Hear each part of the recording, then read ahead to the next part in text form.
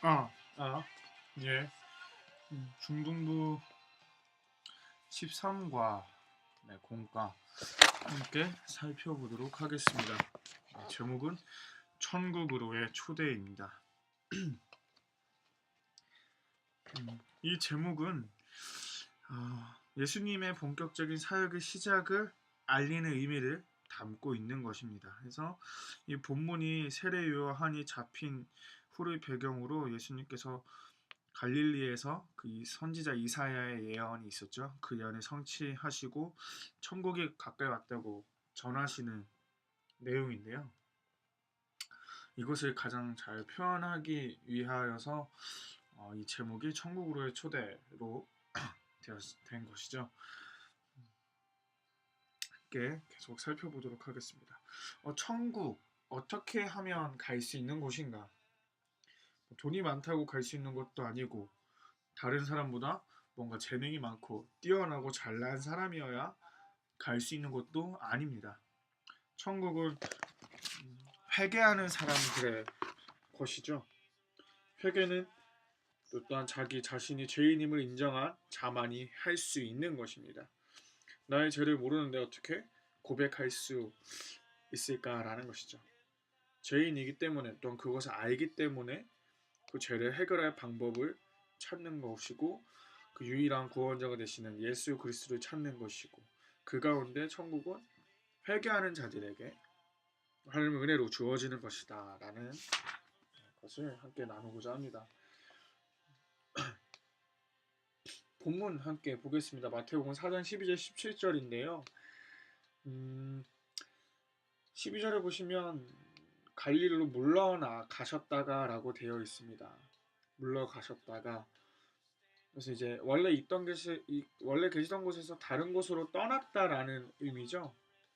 12절 13절 보면 이제 예수님께서 갈릴리로 가셨다가 그곳에 있는 나사렛을 떠나서 가버나움으로 가셔서 사신 것처럼 이렇게 그려지지만 실제로는 이제 갈릴리라는 지역 자체가 나사렛과 가버나움을 포함한 지금의 팔레스타인의 북부 지역을 통칭하는 말이거든요. 그래서 뭐 어떻게 다른 곳을 완전히 간 게 아니라 이 갈릴리 지역 안에 나사렛과 가버나움이 포함되는 것이라는 것을 알면 좋을 것 같고요.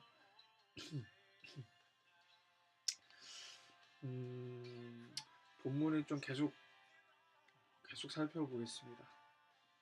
본문 주의 부분은 교사형 공과를 통해서 함께 읽어보시면 이해하시는 데 도움이 될 것 같고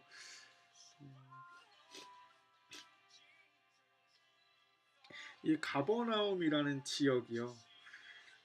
이 이름의 뜻이 나훔의 마을이라는 뜻을 갖고 있지만 이게 구약에 나타난 선지자 나훔을 말하는 것은 또 아닙니다.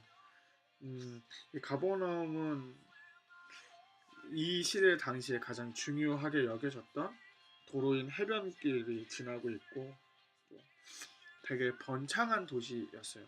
번창했던 도시. 잘 사는 사람들이 많았던 지역이라는 거죠.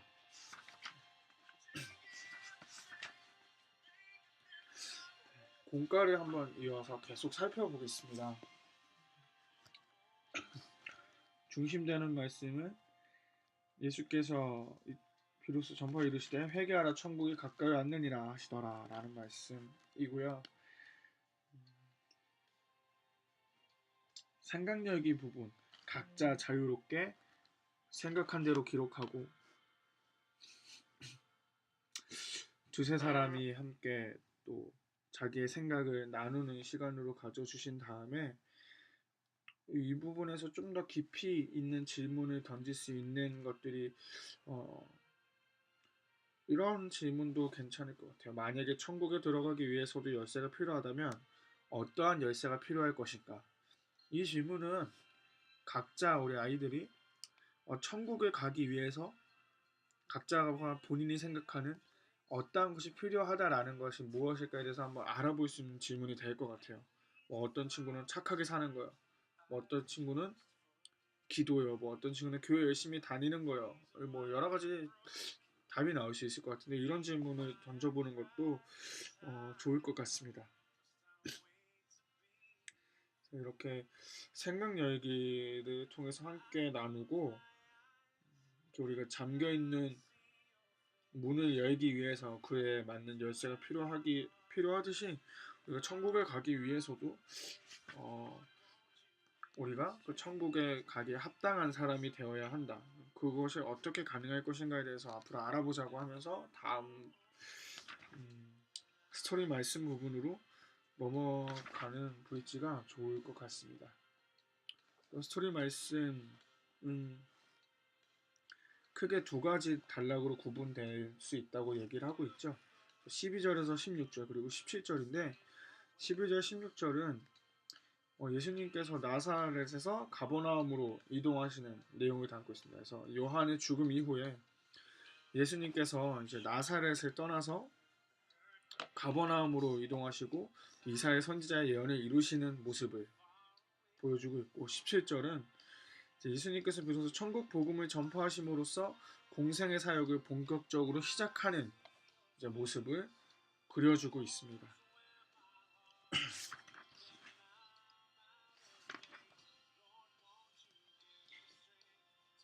그래서 천국의 백성이 되기 위한 가장 첫 번째 나 자신이 죄인임을 깨달아 아는 것 그리고 그러한 사람만이 온전한 회개를 할 수 있다라는 것입니다. 나 스스로가 정말 죄인이 라는 것을 철저히 깨닫지 못한 사람의 회개는 진정한 회개가 될 수 없습니다. 사실 그래서 우리에게 가장 먼저 필요한 것 나의 있는 모습, 지금의 모습 그대로가 죄인된 모습이라는 것을 인정하고 받아들이는 것입니다.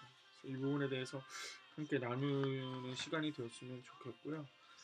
성경 열기 문제들 함께 살펴보도록 하겠습니다.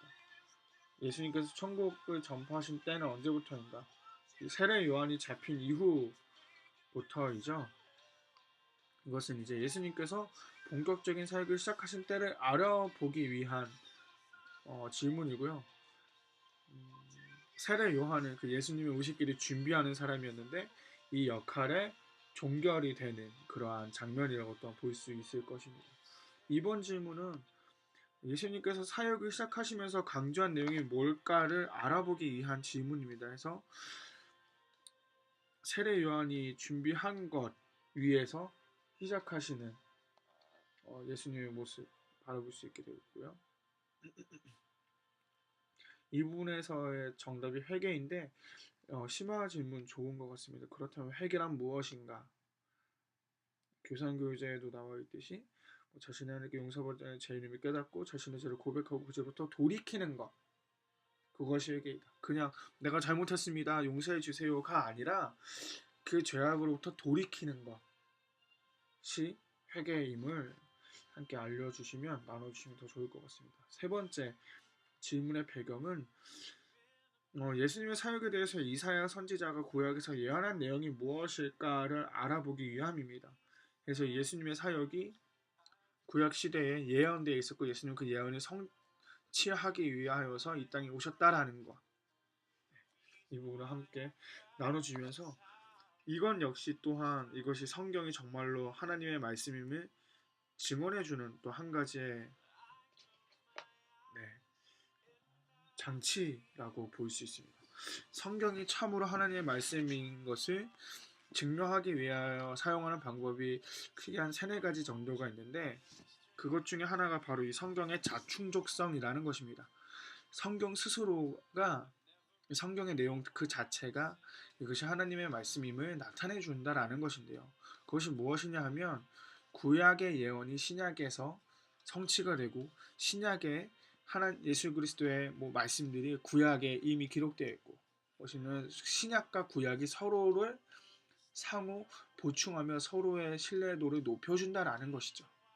이것을 이제 성경의 자충족성이라고 하는데 이 예수 그리스도의 사역 자체도 구약에 이미 예언되어 있었던 것이고 그것을 정말 예수 그리스도께서 신약시대에 성취하셨다라는 것을 통하여서 참으로 이 성경이 말씀이 참으로 하나님의 말씀임을 나타내주는 또 하나의 증거가 될 수 있음을 또 함께 나눠주시면 더 좋을 것 같습니다. 네, 행동력이 부분 음, 지속적인 방향으로 이끌어가 주셨으면 좋겠습니다. 매일 아침 일어나서 기도하는 것, 그리고 자기 전에 기도하는 것, 식사할 때 기도하는 것, 그 매일 자기 전에 기도할 때에는 특별히 하루를 돌아보며 내가 하나님 앞에 회개해야 할 것들을 회개하는 시간으로 갖는 것, 그것과 연계하여서 이번 활동을 진행해 주시면 좋을 것 같습니다. 매일 저녁 잠들기 전의 시간에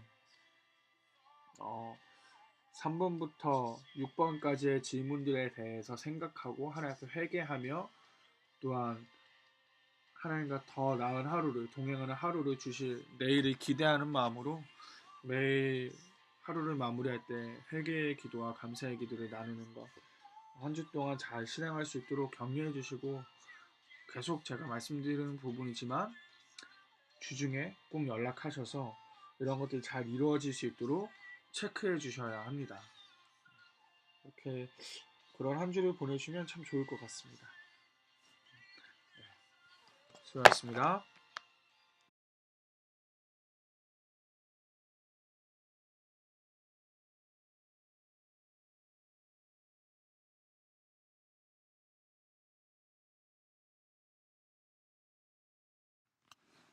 네, 중간에 끊겼네요.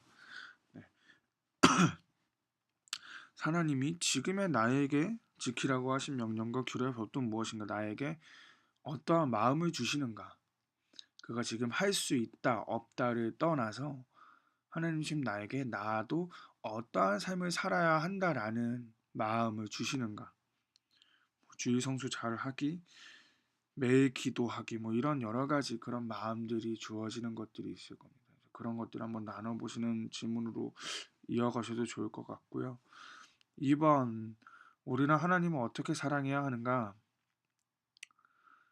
어, 이것이 우리가 하나님을 사랑한다고 고백하는 우리가 하나님의 말씀을 읽어야 하는 이유이기도 합니다. 왜냐하면 사랑은 나에게 맞추는 것이 아니라 내가 사랑하는 그 대상에게 맞추는 것이기 때문이죠.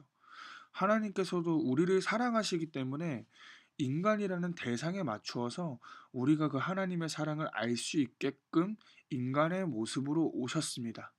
그것과 마찬가지로 이제는 우리가 하나님을 사랑한다고 할 때에는 그 하나님의 측면에서 하나님을 사랑하는 것이 무엇인지 알고 행해야 한다라는 거죠.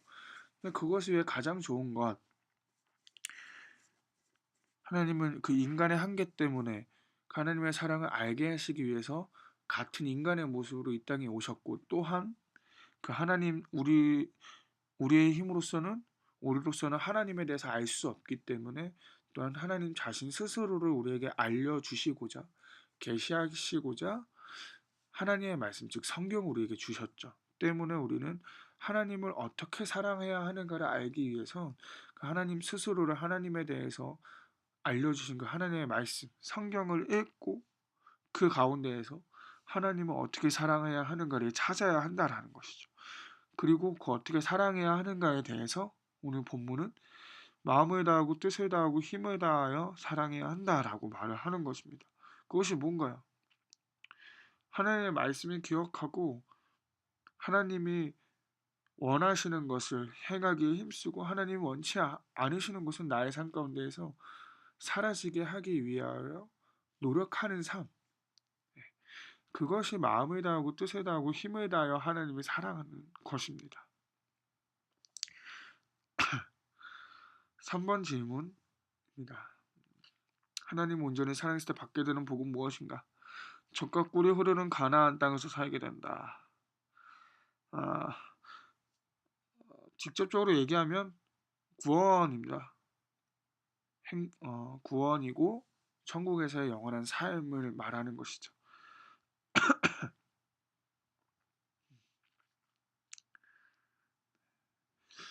이렇게 문제를 하나씩 나눠주시고 뒤에 행동력의 부분이 있습니다. 일주일 동안 하나님 말씀에 집중하기 위해서 어떻게 할 것인가? 하나님의 말씀에 집중하기 위해서 어떻게 할 것인가입니다.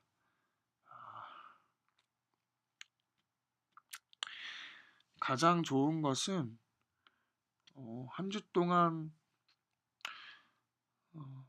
선생님들과 학생들이 함께 정해서 성경을 읽는 것입니다. 같이 읽는 것.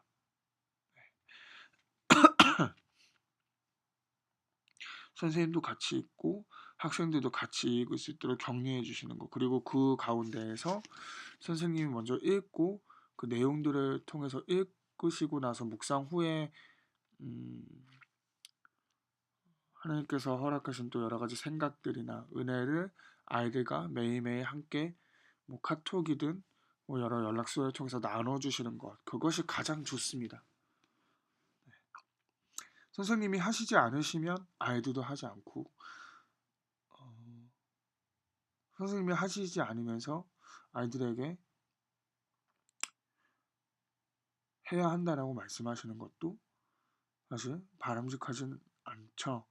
그래서 다음 한 주 동안에는 아이들과 함께 그 하나님의 말씀을 읽고 그 읽은 내용들을 먼저 학생들에게 나눠주고 학생들도 자유롭게 나눌 수 있도록 여러 가지 연락 수단을 통해서 그렇게 해주시는 것이 가장 좋다고 생각합니다. 물론 그렇게 안 하셨었다면 지금까지 당장 그렇게 한다고 해서 아이들이 잘 따라오진 않을 것입니다. 그렇다고 해서 아이들이 안 한다고 해서 선생님들도 포기하시면 안 되고요. 그렇게 시작을 하시고 한 주 동안 아이들이 하든 하지 않든 선생님은 계속 하고 있다라는 모습을 보여주시는 것이 가장 중요합니다. 그러다 보면 이거 해야 되는 거구나. 선생님도 하는구나 라는 것을 아이들이 차츰 깨닫게 되고 또 함께 하게 될 것입니다. 그래서 이 행동력의 부분은 특별히 선생님들이 함께 하나님의 말씀을 읽고 아이들에게도 읽자고 같이 격려해 주시고 먼저 읽으신 내용들에 대해서 아이들에게 먼저 오늘 이 부분 읽었는데 내용이 이렇고 어떠한 생각이 들었다. 아이들도 읽고 하나님이 주신 은혜가 있으면 같이 나눴으면 좋겠다. 이런 식으로 해서 먼저 선생님이 나도 읽었다. 그러니까 너희들도 같이 읽어보자. 라는 식으로 격려해 주는 방향으로 한 주 동안 갔으면 좋겠습니다. 그렇게 가는 것이 가장 좋을 것 같고요. 그래서 분량은 각자 아이들하고 같이 나눠주시면서 정하시면 좋을 것 같습니다. 뭐 하루에 한 장도 좋고요. 뭐 아니면 뭐 한 단락도 좋고요. 잠언을 한 주 동안 함께 묵상해 주시는 것도 좋을 것 같다라는 생각이 듭니다.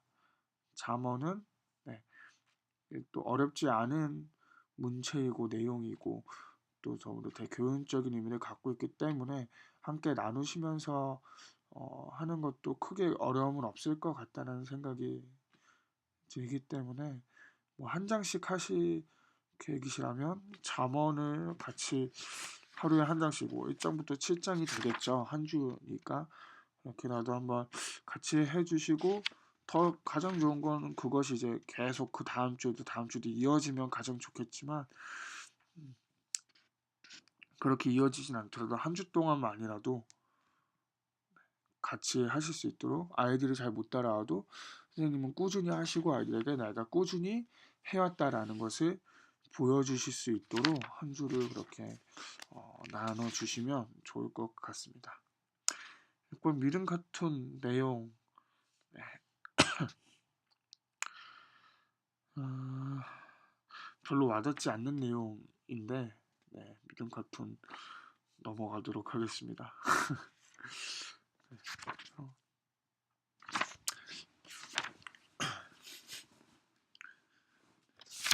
언제든 말씀드리지만 행동력의 부분이 가장 중요합니다. 그 부분을 통해 선생님들도 아이들에게 본이 되어 주실 수 있고요.